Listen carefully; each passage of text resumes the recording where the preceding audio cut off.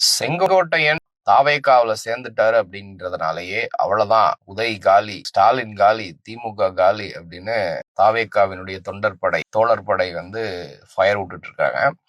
இன்றைக்கு தமிழ்நாட்டுல திமுக கூட்டணி 40% மேலாக உறுதியான வாக்கு வங்கியை வச்சிருக்கிறாங்க.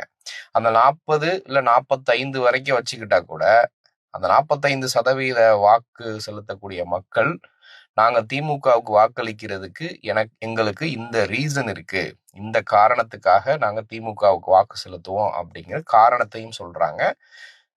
இந்தந்த காரணங்களுக்காக அதிமுகவுக்கும் பிஜேபிக்கும் நாங்க வாக்களிக்க மாட்டோம் அப்படிங்கிறதுலயும் தெளிவா இருக்கிறாங்க. இப்போ விஜய் அவர்கள் செங்கோட்டையனை உள்ள கொண்டு வந்திருக்கிறாரு.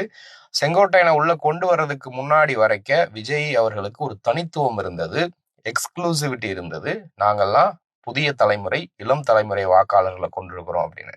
இப்ப விஜயும் பழைய அரசியல் கேமுக்குள்ள குதிச்சிருக்கிறார் அப்படின்னா இவர் எதை நிரூபிக்க முயல்கிறார் அப்படிங்கிற ஒரு கேள்வி. இப்போ ஊடக நிறுவனங்கள் நடத்தின பல்வேறு சர்வேக்கள்ல பாத்தீங்கன்னா 2ஆம் இடத்துக்கு தான் போட்டி, அதிமுகவுக்கும் தாவேகாவுக்கும் தான் போட்டி. செங்கோட்டையனை உள்ள கொண்டு வந்ததுல தாவேகா மறைமுகமா இல்ல, வெளிப்படையாகவே ஜெயலலிதா, அண்ணா, எம்ஜிஆர் இவங்களெல்லாம் தொடர்ந்து மையப்படுத்தி பேசுறதுனால அதிமுக தொண்டர்களை தங்கள் பக்கம் இழுக்கிறதுக்கு முயற்சி பண்றாங்க. எடப்பாடியை காலி பண்றதுக்கு தான் இது ஒரு முக்கிய திட்டமா இருக்கு. குறிப்பாக செங்கோட்டையனை உள்ள கொண்டு வந்துட்டு மேற்கு மாவட்டங்கள்ல வாக்குகளை ஈர்க்கிறதுக்கு இது விஜயனுடைய திட்டம். விஜய்க்கு பின்னாடி இந்த திட்டத்தை அவருக்கு போட்டு கொடுத்தது அமித்ஷாவா பாஜகவா அப்படிங்கிறது போக போக தான் தெரியும்.